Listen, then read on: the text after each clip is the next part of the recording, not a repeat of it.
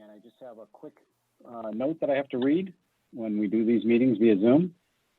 So pursuant to Governor Baker's March 12, 2020 order suspending certain provisions of the open meeting law, General Law, Chapter 30A, Section 18, and the Governor's March 15, 2020 order imposing strict limitations on the number of people that may gather in one place, this meeting of the Chelmsford Board of Selectmen will be conducted via remote participation to the greatest extent possible. Specific information and the general guidelines for remote participation by members of the public and all parties with the right and or requirement to attend this meeting can be found on the town's website at www.chelmsfordma.gov. For this meeting, members of the public who wish to watch the meeting may do so by accessing the Chelmsford Telemedia website at www.chelmsfordtv.org. No in-person attendance of members of the public will be permitted, but every effort will be made to ensure that the public can adequately access the proceedings in real time via technological means. In the event that we're unable to do so, despite best efforts, we will post on the town's website an audio or video recording transcript or other comprehensive record of proceedings as soon as possible after this meeting. I'm just going to ask if you're not speaking, if you can mute, because we all get feedback in these meetings. That'd be helpful. If we see that we're getting feedback from yours and we mute you, that's no offense to you. We're just trying to make it so everybody can hear the meeting. If you chat in the chat box, whether it's privately one-on-one or to the group, that is part of the public record and is recorded. So private chats and public chats are recorded for the meeting. The last note I'm going to make before we start the meeting is to everybody who's here, this, although it's a Board of Selectmen meeting, this is a collaborative effort in the entire town. The town manager, the assistant town manager, everybody at town hall are here to help. The chief of police, the chief of the fire department, the Board of Selectmen, the school committee. I see Debbie Sirianni from the senior center on. So on behalf of everybody, the entire town is here to listen, to take note. We want you to be heard. So we are here to, to do just that. What we figured the format would be is we have a couple emails that came in. We'll have those read if in between any lulls. If you wish to be, if you wish to speak, you can enter a comment in the chat room and let us know, and we'll unmute you so you can speak. I think most people, if I'm not wrong, have the ability to wave, which will also tell us that you want to talk. If we don't get to you, or if we don't see the wave, if we miss the chat, just start waving your hands. We're watching the cameras as best we can, and we'll try to let everybody talk and be heard. So with this is an opportunity for the Mr. Chair, could I just say one thing? We have several people who have come in that have only first names or some coded name. We really need you to put a first and last name in, please, for the public record, and also just so that we know who is actually in the meeting. And if you can't figure out how to change your name, if you want to just post it in the chat or send me a private chat, I can go in and change names if that is helpful to anybody. Thank you, Virginia. Yeah, so I do see some people on here that I don't even know if it's a first or last name and the videos aren't on. So the only reason why we're going to this extent is that we've had some meetings, other towns have had meetings where someone has come into the room under an alias and really just trolled the room with either vulgar words or comments or things like that. So we are trying to just sort of make sure the people in this room are here for to improve the town and not to cause any trouble. Okay. So that being said, this is an opportunity for the Chelmsford community to share their thoughts and experiences pertaining to diversity, racial equity, and inclusion within the town, including the town government and any services that we offer. So with that, we're willing to listen. If anybody wants to go first, that's great. If not, I mean, Virginia, we might want to start it just as an example with one of the emails we have. Would you be willing to sort of start it? Sure. So we did receive 2 emails prior to the session. I'll read one of them now. This is from Diana Hill, dated June 19th. Unfortunately, I have a scheduled meeting and probably won't be able to make it to the meeting on racism in our community. I just wanted to share some thoughts for the white population of our community to consider. I'm really proud of the fact that Chelmsford is having a session for community members to voice their thoughts and experiences pertaining to racism. I am a white woman who grew up in a primarily white community in New Hampshire, similar to Chelmsford, with a strong focus in the arts. I would by no means consider myself a racist, but I am fully aware of the fact that by being white, I have white privilege. I am actively working to figure out how to best utilize my privilege to help break down inequality that is all around us, even here in Chelmsford. What I understand so far is that if we do nothing to better understand the views of our neighbors of color, or if we just assume that someone else will take care of it, then we are part of the problem known as white supremacy. I no longer want to be part of the problem. Growing up and even into adulthood, I thought that I didn't see color. Now I'm realizing that I don't see color because I was never given an opportunity to do so, and it was never presented to me as a priority. Everywhere I looked, there were white people, my friends, my teachers, people holding jobs that I envisioned myself holding one day, characters in books I read, community workers, even those who founded our country. They were all white. I went to college at UMass Amherst, and one of my first thoughts when I started taking classes was, I love how diverse this place is. In reality, there were 2 to 3 people of color in any given class of 20 to 30 people. I later came to realize that those in the 10% minority certainly didn't feel like their classes were diverse. They weren't able to sit with peers of their own color. They didn't have teachers of color. How many role models did they have in their chosen professions? Probably very few, if any. These students were not actively being abused or harassed as they sat in their classes, but just the fact that they had less of an advantage as their white peers, they were being indirectly marginalized. As white privileged people, we need to take the time to look at the big picture, understand how societal norms are unfair for anyone who is not white, understand why our rural white communities are so white, and educate ourselves in how to be a good neighbor and friend so we can begin to be part of the solution. To the people of color in our community, I see you, I appreciate you, and I am going to continue to do what I can to be a good neighbor and help you feel like you are being heard. Thank you for your time and considering to share my thoughts at the meeting. Diana Hill.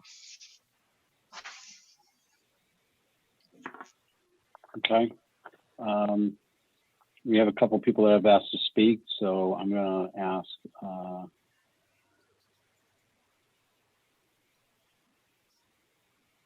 Jennifer Almeida, if we could unmute her.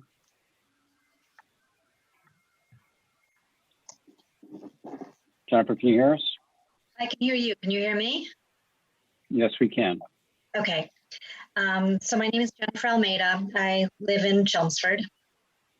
And I just wanted to make two kind of brief comments that if you looked at the employees at Town Hall and the employees at the school and the members of town meeting, you would think that Chelmsford is 100% white, and we're not.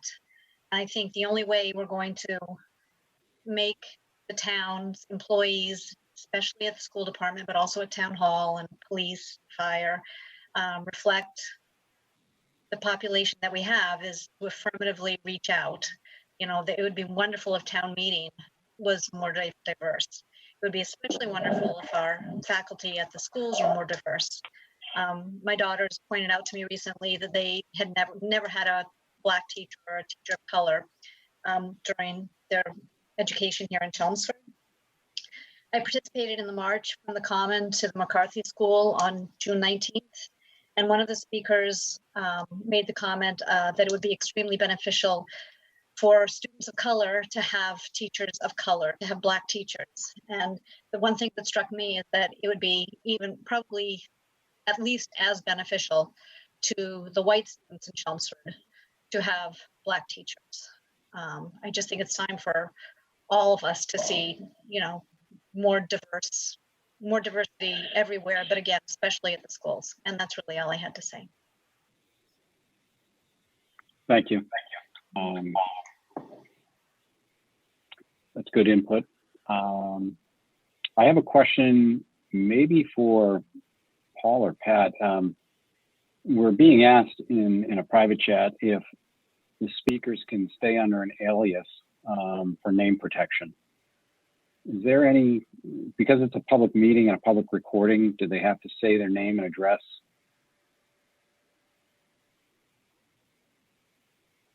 I would think not, but Paul, you can speak to that probably better than me. I would think not as well, because it's not a public hearing. So it's Okay. a meeting, which means a meeting open to the public. So there is technically no requirement for them to provide their name. I think the reason the board has done it traditionally is to identify people and assure that they are members of the community and not somebody from outside the community.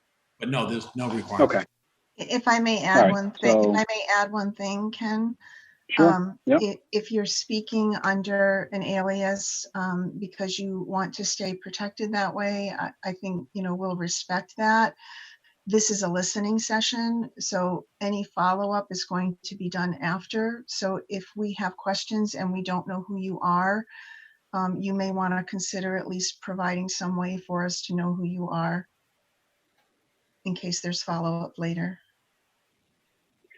And or what I'm wondering is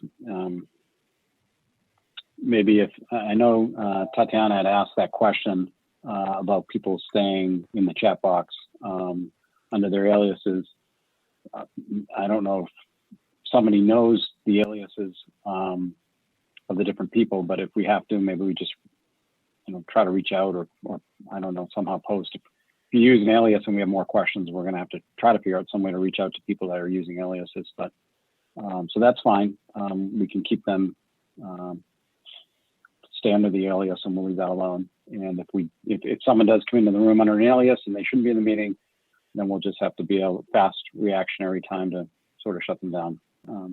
So that being said, let's see. We had Allison Barnes had asked to speak next. So why don't we, Allison, if you give me a minute, I will have you unmuted. And can you hear us, Allison? Yes. Yep. Okay, and we can hear you. Okay, great. Thank you. First, I just want to say thank you for providing the opportunity for the community to speak and share their concerns on this topic. I specifically would like to express my concern that the school district, particularly the special education department, must be a part of this discussion. Statistically, people of color, those students, particularly boys, are more frequently falling into the special education population, and they are more likely to be disciplined for their behavior.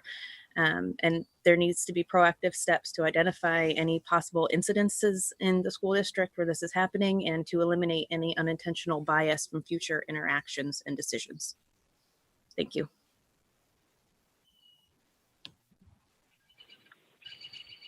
Thank you. I don't have anybody else asking to speak. Virginia, do we have any other emails that we? Yes, we have one more email. Would you like me to read it? Okay, so you want to? Yes, please. This came to the board from Brian Petro Roy on June 29th. To the members of the board, thank you for taking the time to host the listening session on diversity and racial inclusion. I am writing this email in lieu of attending the session so as not to take up any time during it that could be better used by minority members of the community so that their voices might be heard louder and in real time. As you might expect, I am white, as are my wife Jen and our two daughters. The two of us both grew up in Chelmsford. I am CHS class of 96, she's class of 2000, and purchased a home here in 2013. While I love this town, I am painfully aware that my experience with it is highly influenced by the fact that I am white and the town population is also overwhelmingly white. And it has been that way since Chelmsford was originally incorporated in 1655. Over the past few years, I have tried to educate myself further on the history of racism in America, how it perpetuates itself, and how all of us who have participate in the white supremacist system that has been established in this country are complicit in its perpetuation and are thus racist, regardless of whether or not we have perpetuated any explicit acts of hatred or bigotry that most white Americans think of as racism. The eradication of this system will not be simple, easy, or fast. It will take time to fully educate white America of the harm that it has done over its entire history and that continues to be done today. And until white America realizes this, they will not have the will to make the changes that are necessary. Thus, everything begins in the schools. I participated in the Juneteenth Rally that the Chelmsford held this year, holding up a sign that said, "We need BIPOC voices in our schools." In this context, voices has multiple meanings. It means the voices of BIPOC writers who tell the story of violence, suppression, genocide, invasion, segregation, and mass incarceration that America has perpetuated on anyone not considered white over its entire existence, and that I certainly never learned while in the CPS system. It means the voices of BIPOC teachers standing in front of classrooms and offering their perspective on the aforementioned history and how it has turned into the America of perpetual racism we see today. It means the voices of BIPOC students making sure that the white children of Chelmsford regularly see and interact with peers that don't look exactly like them, and that the minority children of Chelmsford don't always feel like they're the only ones in the room. The first two bullet points above can be addressed by the CPS administration via curriculum changes and new hiring practices. However, the third point is a little stickier of a wicket because it involves changing the demographics of our town itself. I must admit that I am not particularly versed in this area, but to the best of my understanding, the root of the issue is housing. Without affordable housing for Black and Brown Americans who have been herded into poverty by redlining and other segregationalist practices, Chelmsford and the other majority white towns in New England will continue to price themselves out of diversity. This is a far more complicated subject than I can possibly hope to address in this email, and it is my hope that the board can take further action to contact those who are experts in this area and can suggest some ways that this change can be effected. My final thoughts in this email are subtler in nature, and they can be summed up by the phrases, "words matter." The words we choose to put out into the world may not seem like much, but they do have effects on the way we subconsciously process the world around us. For example, take the acronym BIPOC. As I hope you know, it stands for Black, Indigenous, and People of Color, and is used in place of the more generic people of color because the experiences of Black and Indigenous people in America are sufficiently different, read that as worse, than those of other people of color and deserve extra attention at this time.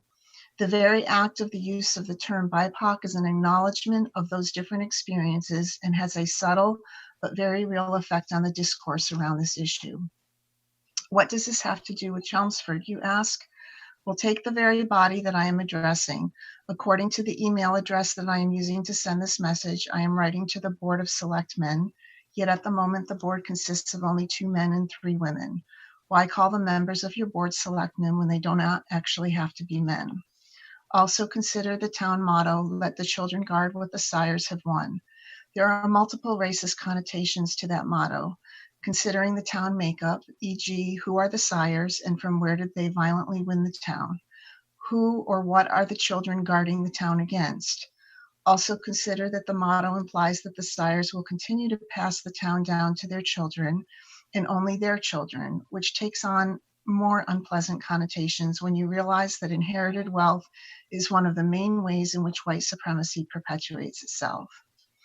And I just learned while writing this email that there is a similar opinion effort to change the Massachusetts state flag due to its depiction of Indigenous oppression and genocide. I grew up thinking that Christopher Columbus was a hero who discovered the New World, that the founding fathers believed in equality for all, and that being an American was something to be proud of. As far as I'm concerned, I was wrong on all 3 counts. This country was created for white people by white people. We have been comfortable for far too long in this unjust place we've created, and change must happen. We won't like it, but it's the right thing to do. Thank you for your time. Sincerely, Brian and Jennifer Petro-Roy.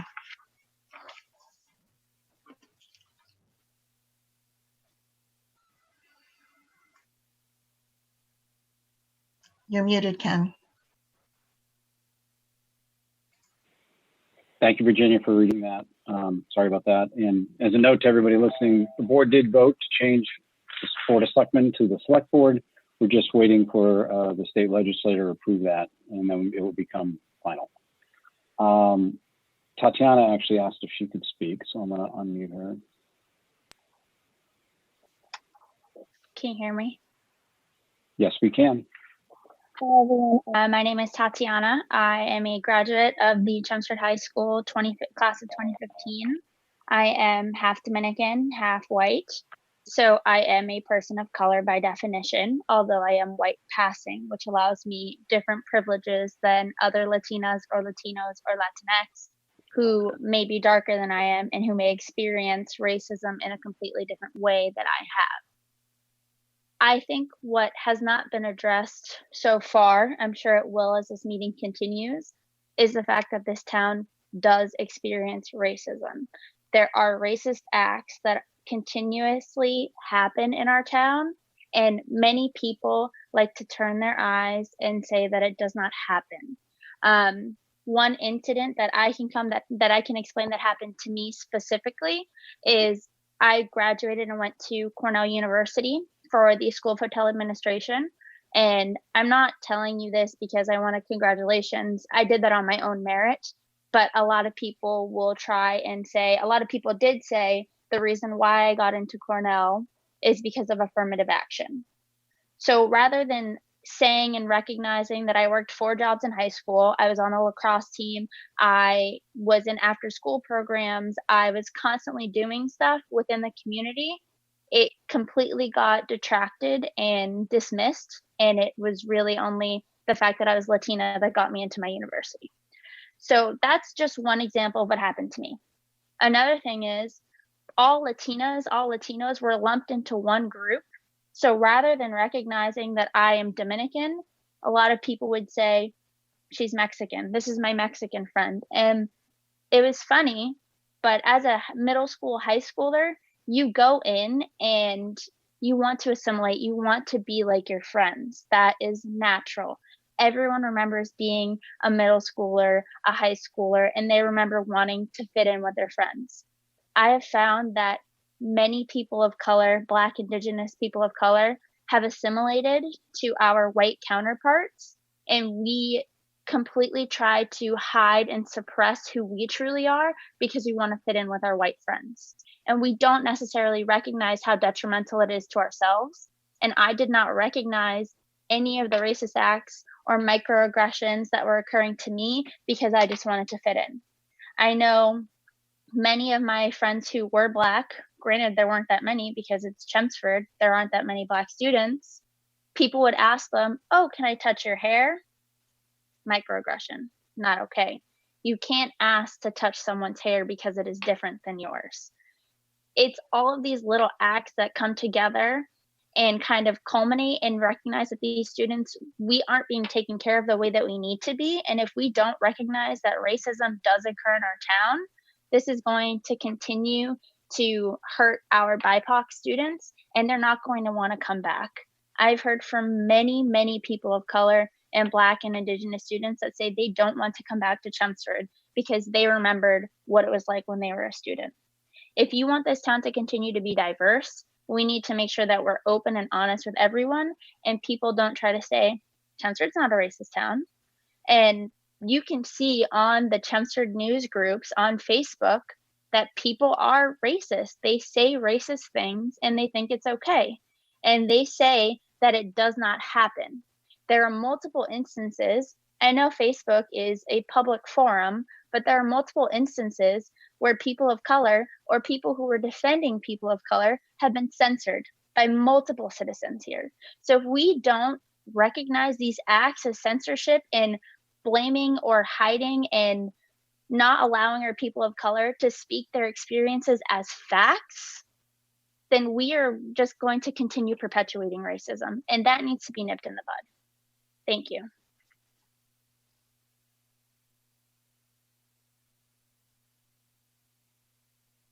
Ken, you're still muted. Sorry about that. Thank you, Tatiana. Just a quick note to everybody. Again, I'm just reminding any chats, whether private or public, are part of the public record. Just keep that in mind as we go through the meeting. Debbie Venugopal, you want to speak? And I will just give me 1 second to unmute you.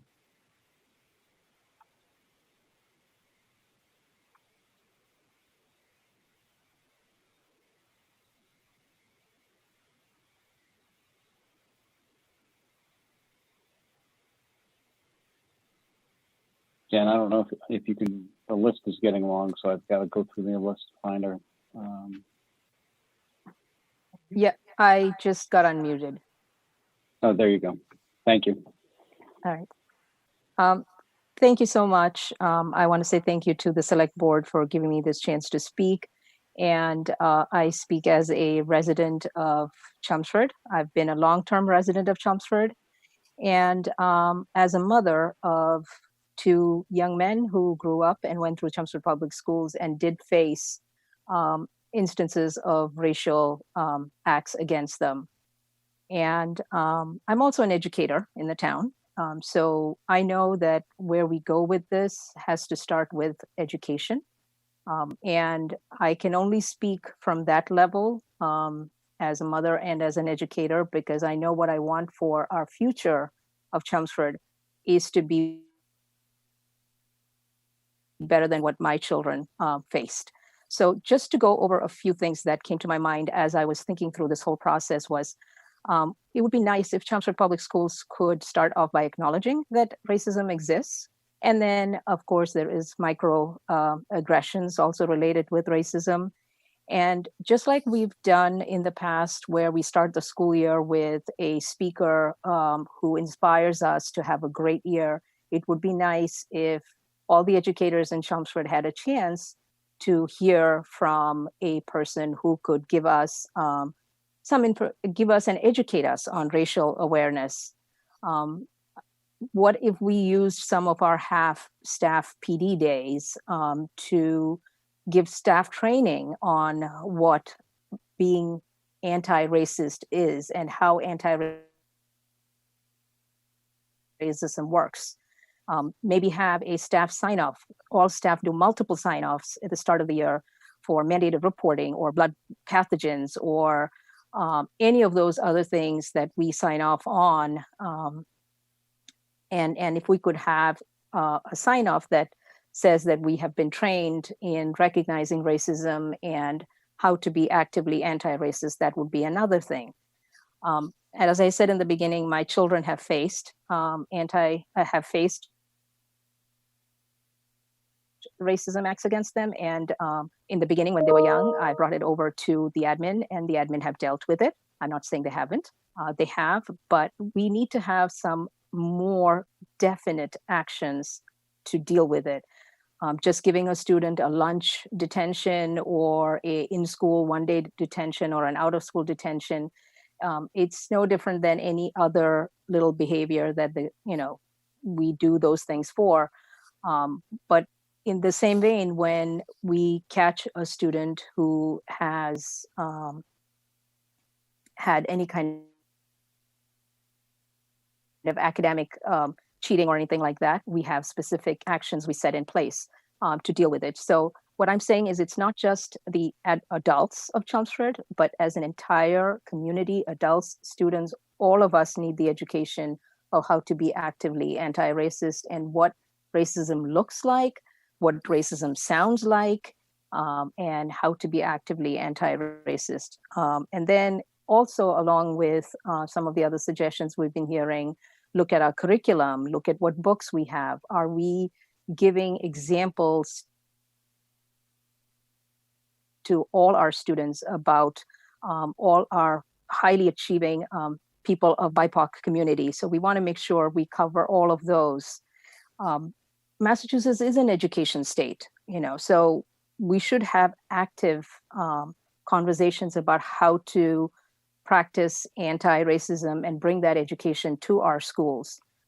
We should reach out to the families in town. Maybe they will talk to their friends When the word gets out that Chelmsford is a town that recognizes everybody, we could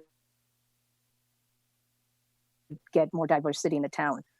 In the same manner, we have Massachusetts as an education state. We have a lot of schools that prep teachers. Could we reach out to those schools, to colleges and universities, and tell them actively that we are looking for qualified teachers, BIPOC teachers, to come in and join our faculty? And so if we could get that going, that would be great. And then in this COVID time, we all learned what it was like to do these Zoom meetings.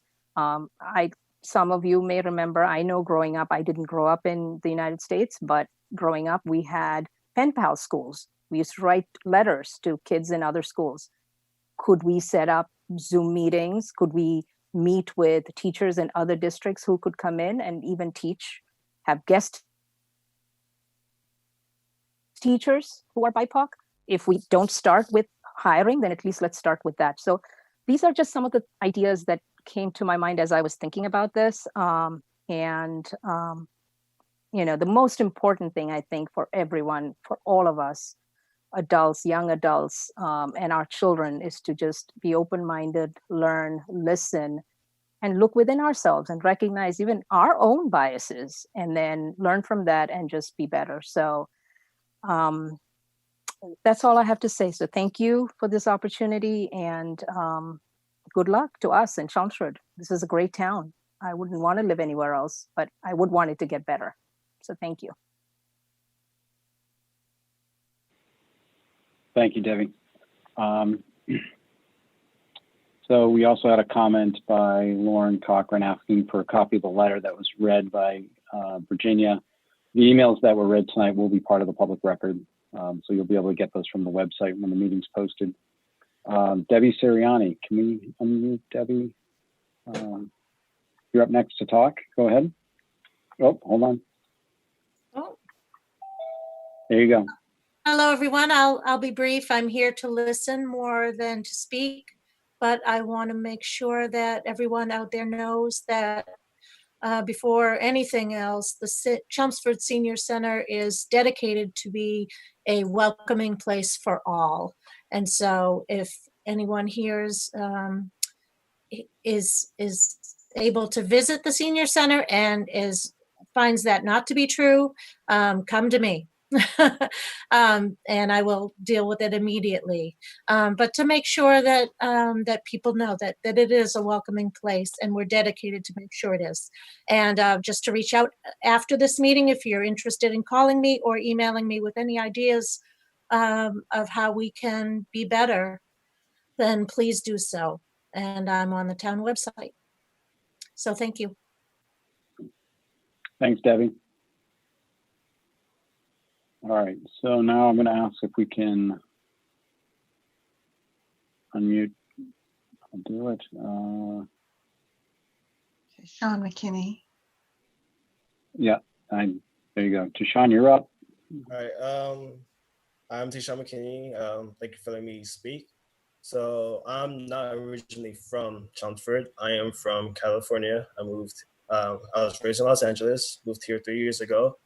And I can say firsthand that it is hard to kind of be yourself from where you grew up than in a different environment and to adjusting. Because people at school, they're like, oh, I can't go to school with wearing regular clothes outfits without asking me, oh, blood or Crip. Or they're asking about the stereotype, like, oh, you like chicken or you like watermelon. There's a lot of racial act out there. Or when their kids, their students think it's cool to be black, and it's like, oh, hey, you like drip, or like they try to take this slang words that we create, that we kind of came up with, and take it as their own, or act like they're part of a gang because they think it's cool, and not until it's like time to be black. When they see what's going on, they don't want to be black. So it's like, I feel like people should realize how not cool it is to ask those questions, or say like, oh, okay, maybe we should like take a look back and say, oh, maybe it's not cool. Maybe we should look at it a different way, because not everyone because like I'm not a part of a gang member, but people may ask, oh, blood crip, because in Los Angeles or in California, a lot of Black people are affiliated with gang members. So it's kind of hard for me to go out there wearing my like original colors.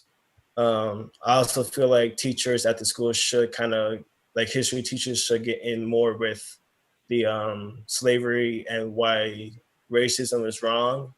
And like, I feel like they're doing an okay job with it, but they're like not really getting in deep with it and explaining what the issue is with it so that students can understand more of the issue of why you can't say certain words, like the N words, like kids, they hear it in songs, so they think it's all cool. But it's really not cool to say the N words. Like we try, like Black community tries so hard not to kind of keep it away from, because it's kind of our word that we take from others, like from our ancestors, from slavery, from being called the N word. So that's kind of our word that we put into it. And when we see other people taking it and thinking it's cool, that kind of is like, okay, come on, man, it's not cool. It's not like that.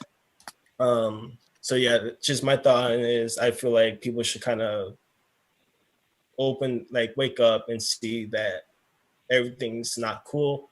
Everything's not stereotypical. Everyone's the same. Everyone, and I feel like teachers should put in more into the history of racism and slavery. So that's just my take on it.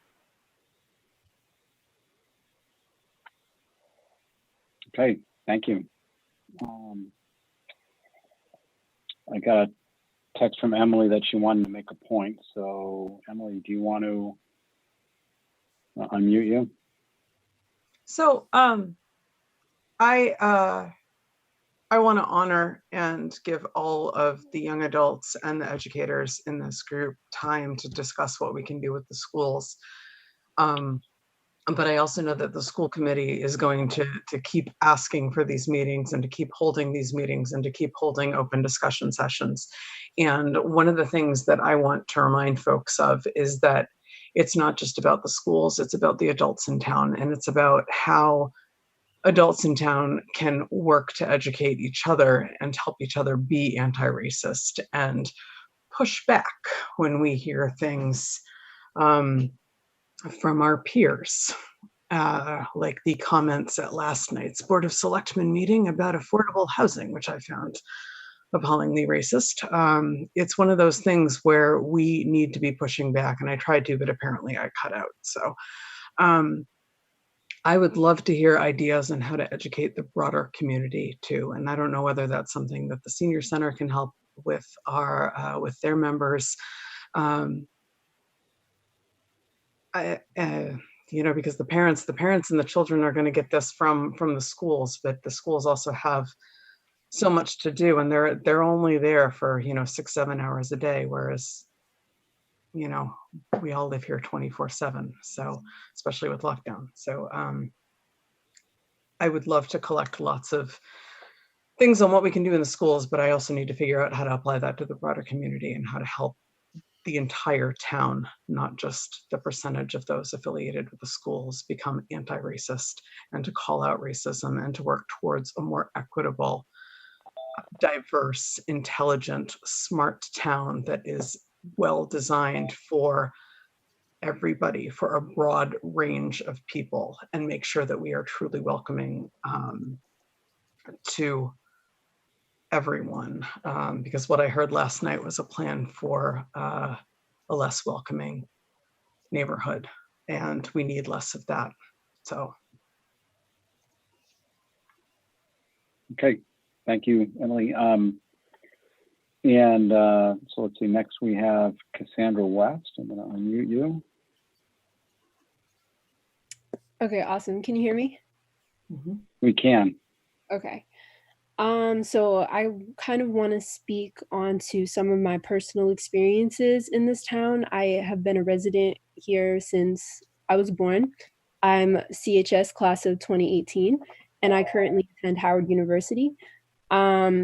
So I didn't go to preschool here. I ended up going to preschool at a church in Woburn. So my first experience, other than like things at the library. Kind of my first experience interacting with Chelmsford residents was kindergarten. And from the second I walked into that classroom, I was made sure that I knew that I was different. I was made sure that I knew that I was not welcome and that I was not the same and that I could not hang out with the kids because I was Black and everybody else wasn't. And these were 5-year-olds. These were 5-year-olds who let me know that I was different.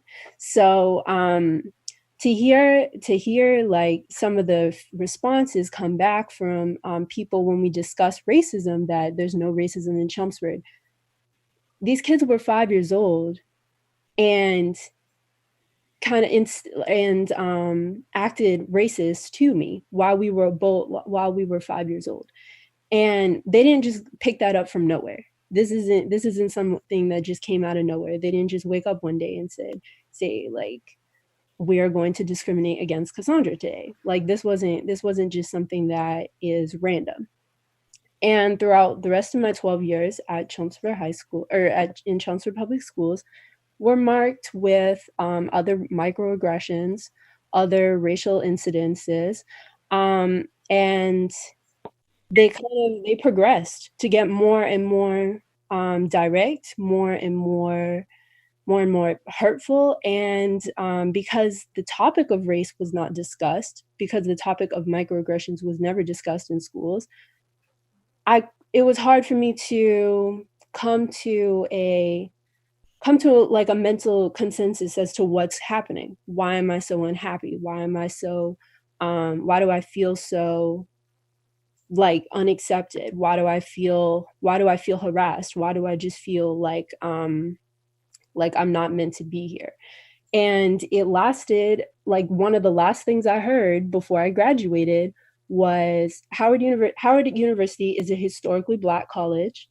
And one of the last things that I was told was, how are you going to survive at Howard University? You speak white, you act white. How are you going to survive there? I'm Blacker than you are. This is coming from white children, from white kids who were my age, who were 17, 18 years old, telling me that me, a Black woman, that because I am articulate or because I might not be the most, outgoing person or like rambunctious person or whatever, because I don't fit whatever stereotype people have concocted of a Black woman, that I can't survive at a Black school. And that's something that stems from ignorance. If we don't teach our students, if we don't teach our kids what microaggressions are, if we don't have the conversation about race and the differences between us and how they should be cherished, not broken down like that, then they're going to continue to implement these microaggressions, these racial aggressions, and they're not going to be able to understand how wrong that is. And although it isn't the same as having the KKK march around town, it's like it does its part in upholding systemic oppression, and it does its part in letting Black students know that they are beneath the white students.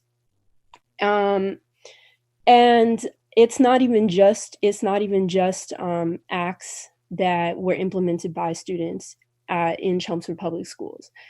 The administration of the schools, the administration of this town has played its part in upholding systemic racism.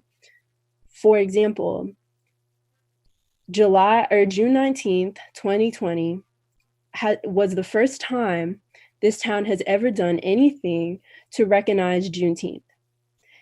And that would not have happened if it weren't for me and several other Chelmsford High School alum.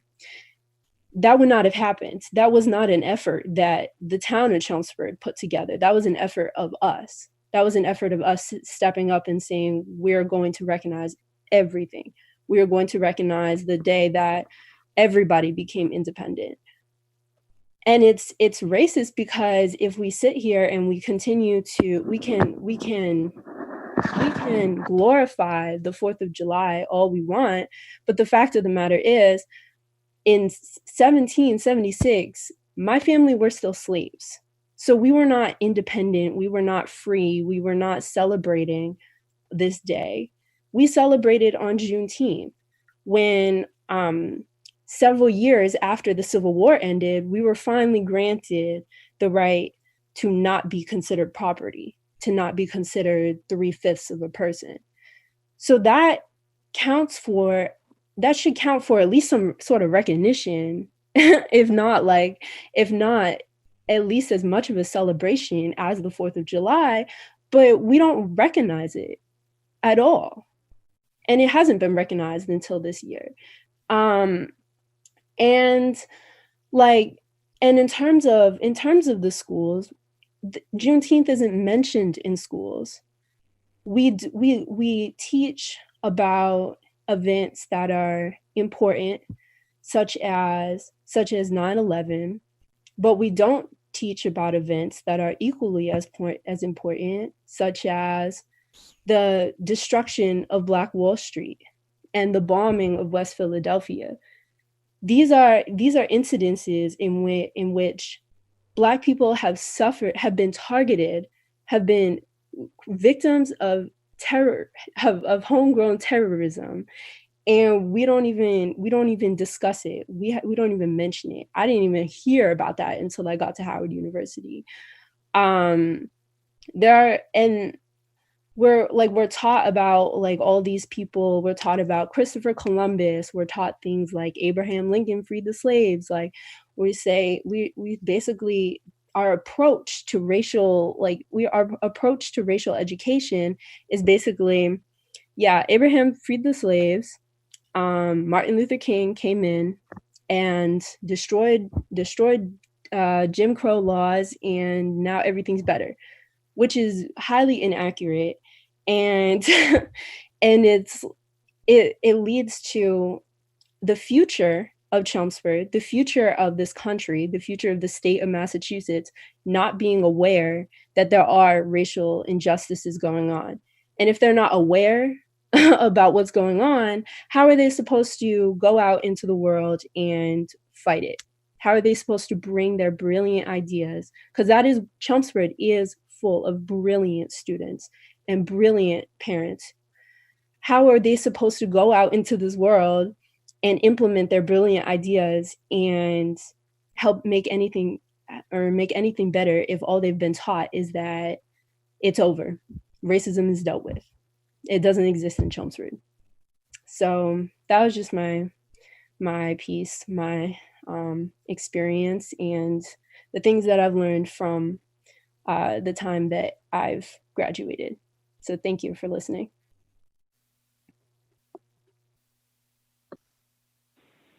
Thank you, Cassandra. We really appreciate the input. Let's see, next up we have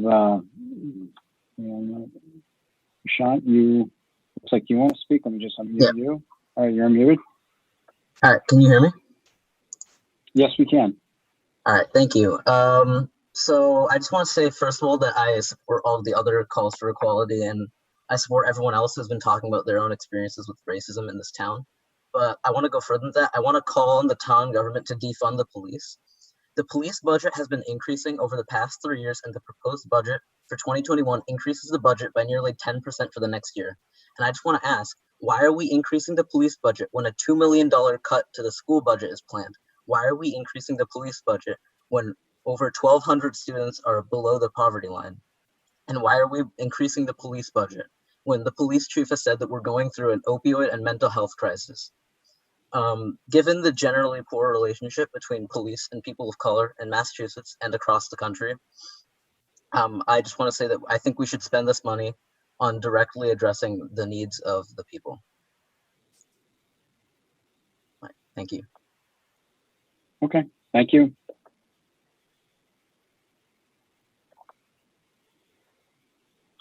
Just scrolling through the chat right now. I'm not sure if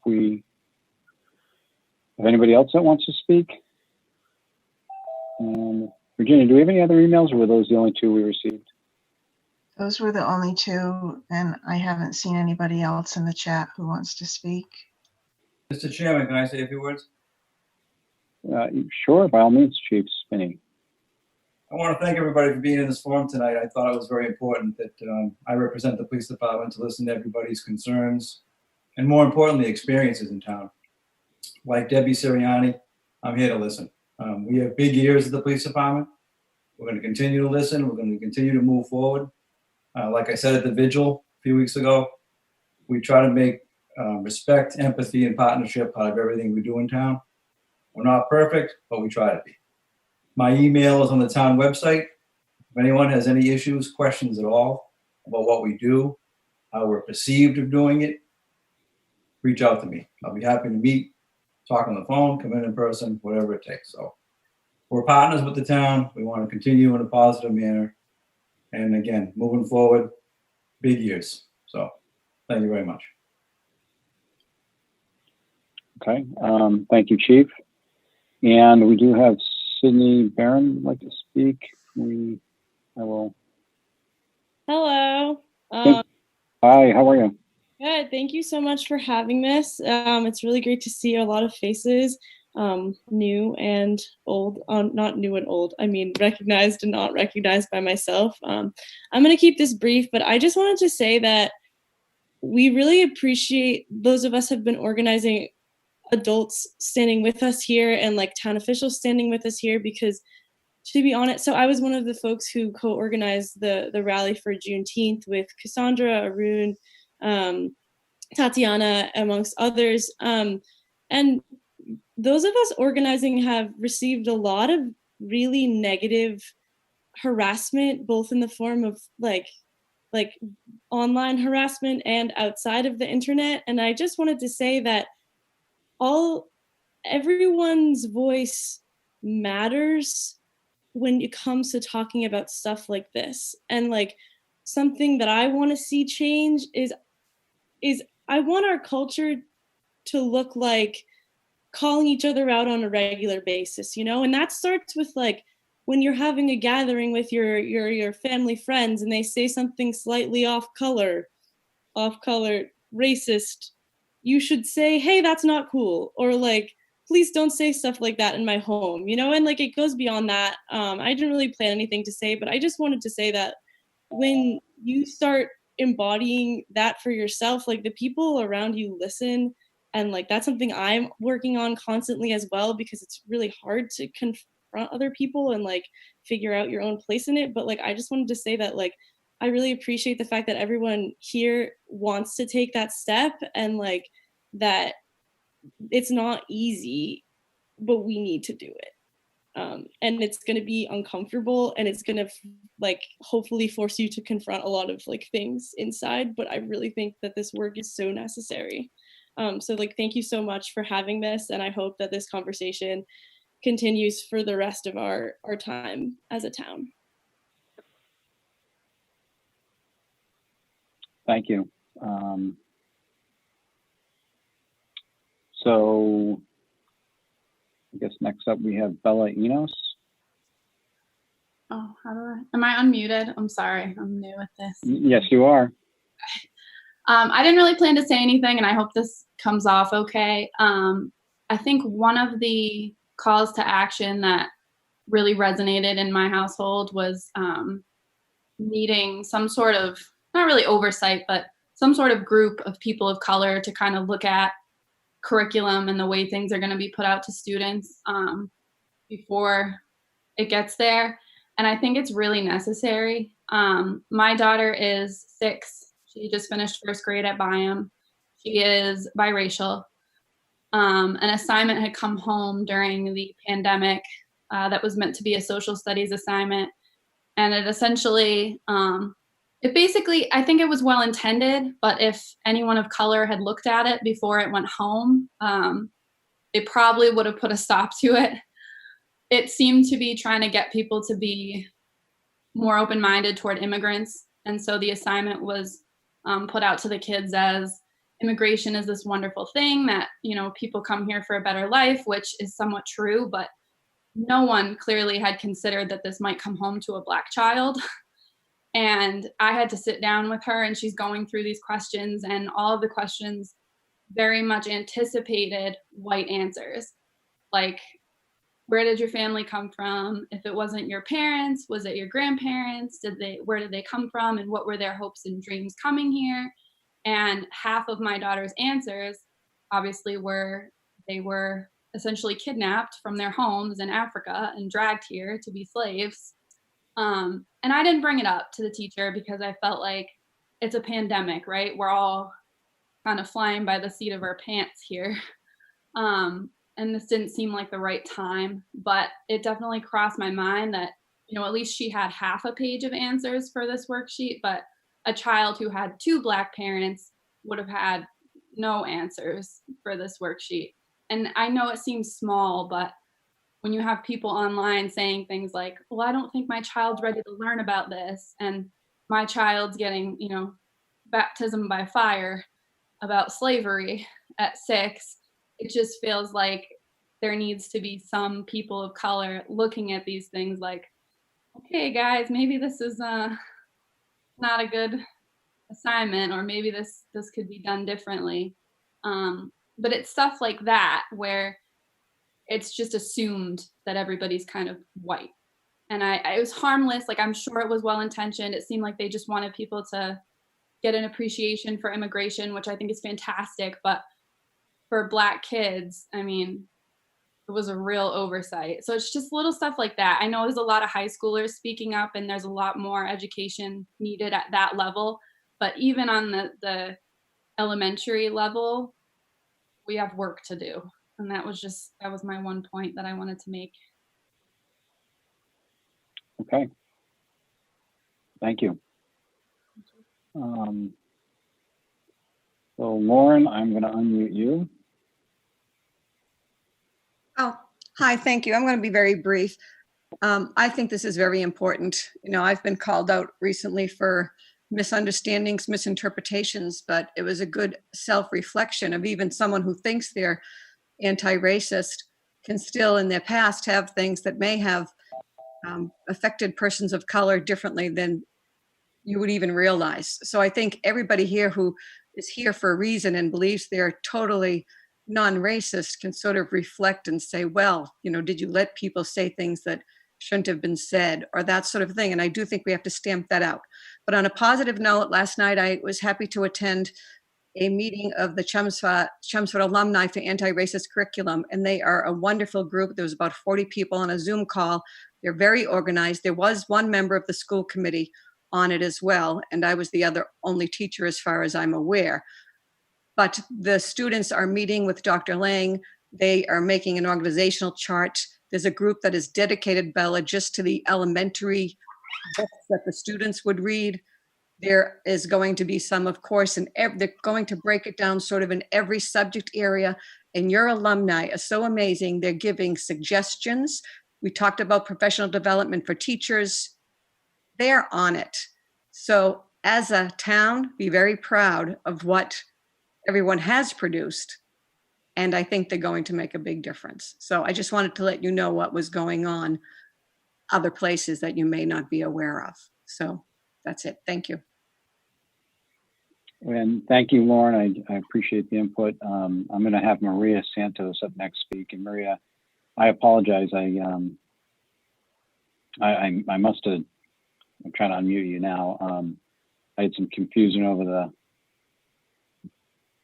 code names here that people are using, but if I can get you unmuted, there you go.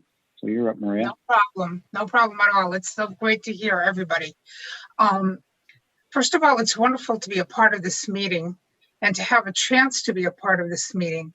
I myself am an immigrant, so I know I faced discrimination in the past, but I identify as white.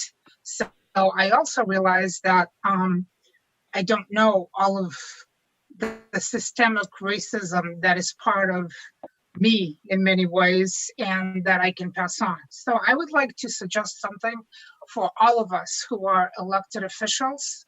Of course, I'm going to be addressing this at the school committee. I'm looking forward to it.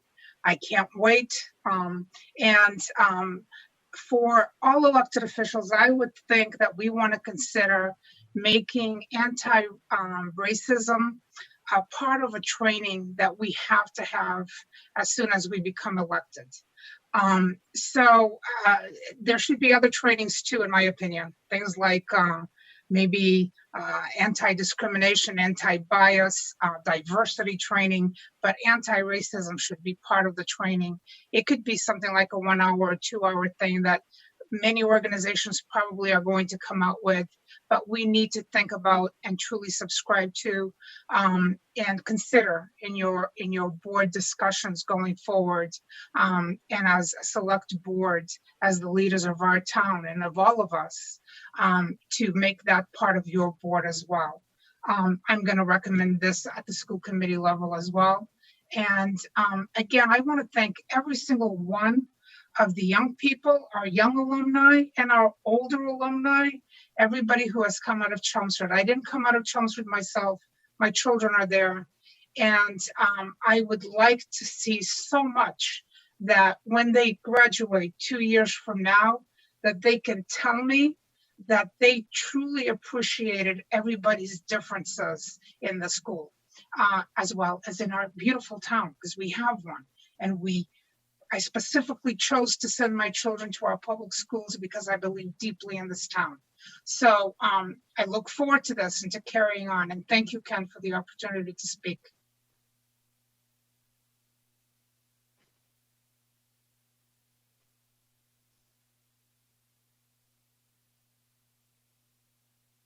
You're on mute, Ken.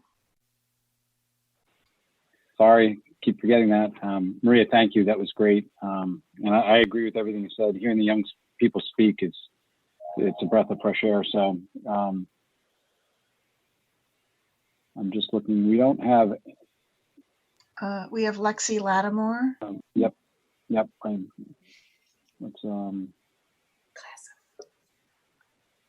Hi, bear everyone. with me. I'm here. Can you hear me okay? Great. My Yep. name is Lexi Lattimore.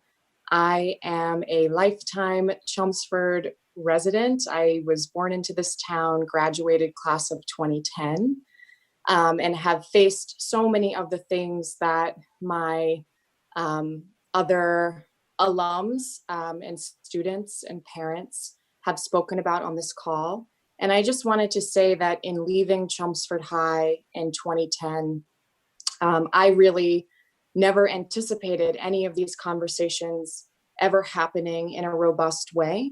I certainly, like others, started feeling or experiencing racism when I was 5 and entered kindergarten, and even started to advocate for curriculum change in the 3rd grade when I was presented with a list of only white, mostly male historical figures, and advocated to have an African-American or Native American Indigenous person to be able to research and present on. That list that I came up with was not shared with the rest of my class, but that's something that I'm reflecting back on now.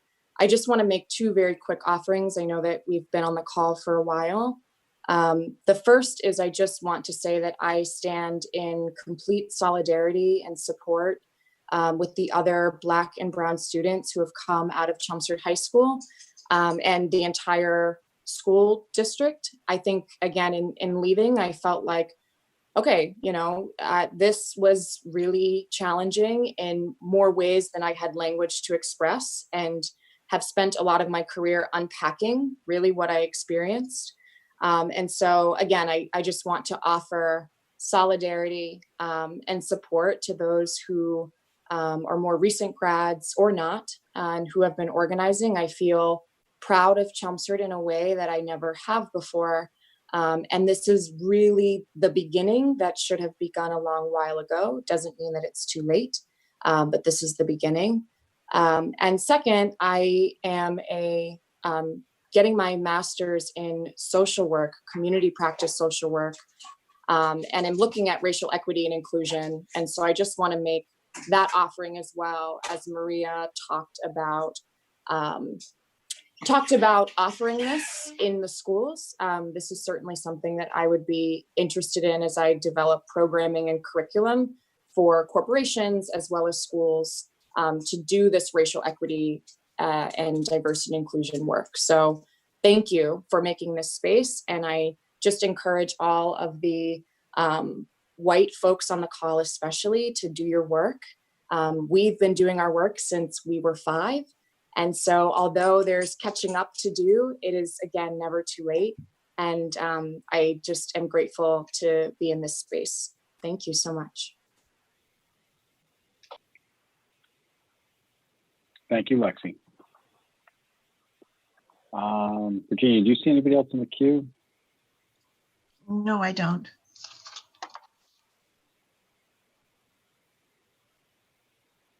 So if anybody else would like to speak,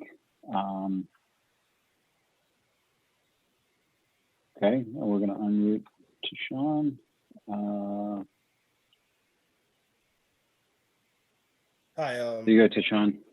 Thank you Yep. for speaking again. Something that's been running through my mind as we're speaking on racism and trying to get people to feel safer in a community of all colors. So I was thinking, so me, myself, and my siblings, I have feeling that other colors like blacks and other races, racial and colors out there feel unsafe at this moment, like at this point of time with the police department, as we're seeing on social media, Twitter, Instagram, TikToks, all these things, all these racial things that's going on with the police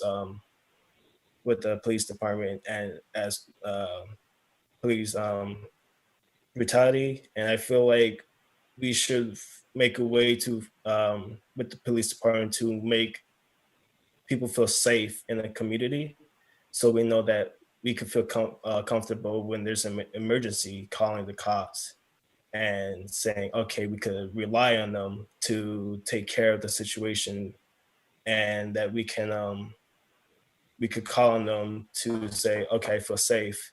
And because me, myself, I feel unsafe walking outside, because every time I see a police car, I don't know what's going to happen. I feel like other people feel the same way. I feel like we should make a way to put that together and help people feel safer.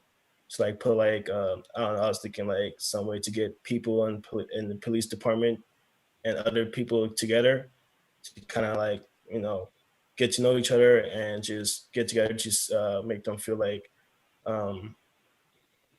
people can feel safe and say, okay, cool, I could trust these guys, It's just something that's been on my mind. Okay, that's great input. Again, keep in mind the purpose of tonight is for us to listen and to hear you. This is being recorded. Minutes are being taken. We're making lists of suggestions. And what we'll do is we will go away, much like we did with previous listening sessions, we'll go away and make a list of what we heard. Make sure that what we heard is what you actually said. And then identify the departments in town that would help in addressing those issues, and then coming back with a plan on how we're going to do that. So with that said, I don't see I'd just anywhere. like to Go ahead. could I just want to thank everyone for, whether you've spoken or not, for your candid and constructive participation in this session. I think it'll be very helpful. It has been already. Thank you. Somebody seeking to speak, Chairman. Yep, I'm gonna unmute. Oh, are you good? Yeah. Okay, let me mute. Okay, you're unmuted. Hi, can everyone hear me? Yep. Okay, I'll take that as a yes. Yes. So once again, thanks to the Board of Selectmen for having this meeting, and thanks to everyone for their constructive comments. I'm proud of everyone that spoke today, and I think it's been really constructive to have this listening session. I'm Aditya. I'm I'm a longtime resident of Chelmsford and a graduate and an alumnus of Chelmsford High School. I've had my minor experiences with racism in Chelmsford Public Schools, from being called a terrorist many times in middle school to microaggressions about, why don't I have an accent? When am I going to go back to my country? But honestly, let me just say that pales in comparison to what I'm learning that my Black classmates have had to suffer through. I think that shows that even well-meaning people, I do think that most people in Chelmsford don't think they're racist and don't consider themselves to look down upon people of other races. But I think that even well-meaning people need to re-examine that their biases that they may have, and I think it's important. I'd like to draw attention to the issue once again of curriculum reform. Let me point out that in my time at CHS, across 4 years of English, I read exactly 2 books written by people of color as a whole in the entire curriculum. That includes Black people, Indigenous people, Asians. I've read exactly 2 books in the entire English curriculum, and I think that's frankly unacceptable for such a diverse town, especially that there's so many authors of color and Black and Indigenous people of color authors from this great state. I don't know, for example, W.E.B. Du Bois, and I had no idea about them until college, and I think that's a shame. Regarding the history curriculum, I think that my AP US history curriculum was fortunate enough to use the textbook A People's History of the United States, which provides a great overview of perspectives of marginalized peoples in American history. But my class was the only class that used a textbook. And in fact, there was another teacher who I remember specifically saying that it was a piece of leftist garbage. And I think that's ridiculous, that the idea of trying to include everyone's perspective in examining historical views, that it could be such a politicized idea. So again, I would just like to say that I think there is a great need for curriculum reform in this town. Being an alumni of CHS, I've experienced that firsthand. So I'm aware that there's a petition for curriculum reform. I don't remember exactly where, but I do remember signing it, and others may have brought it up. I encourage everyone to go sign that petition. I think it's super important. That's what I have to say. Thank you. Thank you very much. With that, I think we've. Anybody on the board? Cherise Lattimore raised her hand. Okay, I'm gonna give you an unmute. Sorry Good about afternoon. that, Cherise. No worries. Good afternoon. First of all, I just want to thank everyone and the Board of Selectmen for hosting this evening's conversation. I think it's so important, and I have to give you, really a kudos, because my pastor, our church is up in Haverhill, and he was sharing with us that they're trying to get some of these conversations going in the Haverhill area, and it's like pulling teeth, and it's just been very difficult. And to see what Chelmsford has done in the time frame of what since the George Floyd killings and the marches, I've been very impressed. I've lived in this town for over about 30 years and 32 years, and we've raised 3 children that have gone through the school system. You just heard my oldest, Lexi. And I really, when my husband and I were looking to move, we're from Ohio, and we lived in Connecticut for 2 years. And when my husband got promoted to the Massachusetts area, one of the things his company said is, you probably want to look in Chelmsford, because Chelmsford is a very diverse community. We think as a person of color, you will feel comfortable there. So immediately we thought that this would be a great place to live. And it has been. However, it wasn't until our children graduated from, there was one major incident that happened that really made me realize that Chelmsford had a racial problem. My daughter was running for class president. And so, you know how they put up marquees, they put little things with the styrofoam cups where they spell out, she said Lexi for president. And so we got a call early one morning when it was, my daughter had arranged all these cups on the fence right at the entrance of Chelmsford High. And we got a call like 6 o'clock in the morning stating that the cups had been rearranged, and it had a derogatory statement on it. It was the N-word. And so we didn't want our daughter to see that. So my husband and I, and we also didn't want her to feel defeated and feel as though she should stop campaigning for her presidency. So we wound up literally rearranging the cups to where it was Lexi for president. And this went on for a while. My husband and I would take shifts.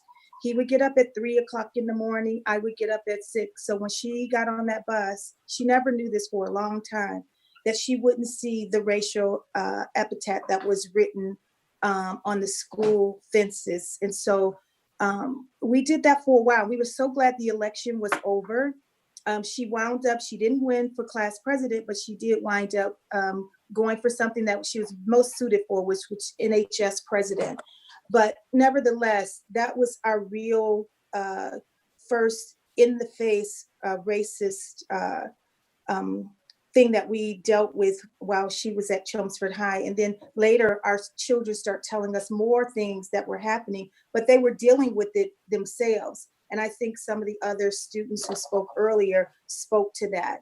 And so I think our children try to adapt, and they don't always share that, because my husband and I were very active throughout the school system. We weren't people who sat back. We were very involved. We were involved in boosters, PTOs. We were there.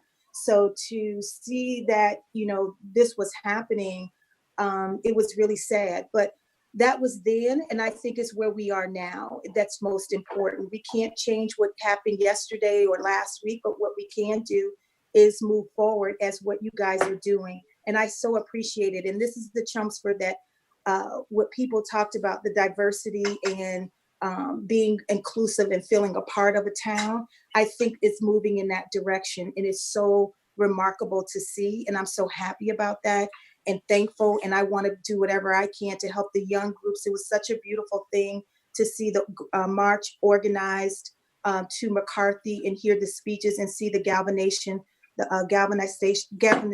of all the kids, high schoolers, and the white kids. It was predominantly white. And I mean, I was just taken aback. So I thank you for what you're doing and what you're so ahead of so many other towns, which gives me hope. And I do believe everything those kids said prior to me talking about changing the curriculum, all those things, they need to happen in order to be an inclusive, diverse community that I know Chelmsford can be and should be. So I kudos to you guys for this conversation. And I know we're already going to see change ahead. I'm very optimistic. So thank you.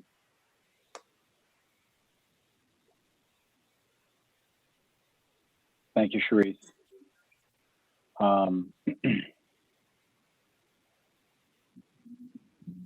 And does anybody else on the board have anything they want to add?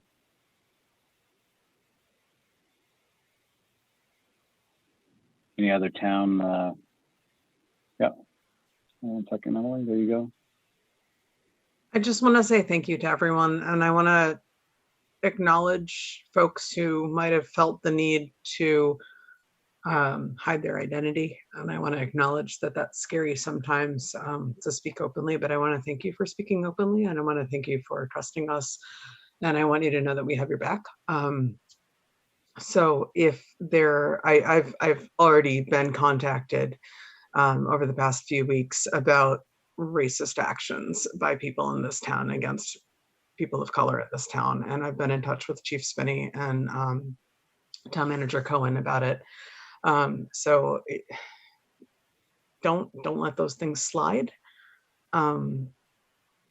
Please contact Chief Spinney. Please contact our town manager, and don't take it. Don't take it at all. Don't take the bullying. We've got your back. All right. Thank you, Emily. Is there anybody else that would like?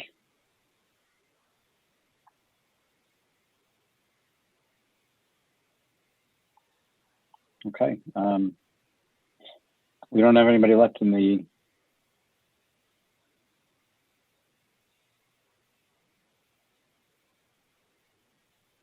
just reading, looking at the chats. Yep, everybody's just saying thank you. So thank you. And I do want to, again, thank the police department, Chief Spinney, thank the school committee, I love the fact that, Debbie, you took the time to be on behalf of the Senior Center, and Pat from the clerk's office, Pat Zuris, and Paul, thank you. The rest of the board, thank you.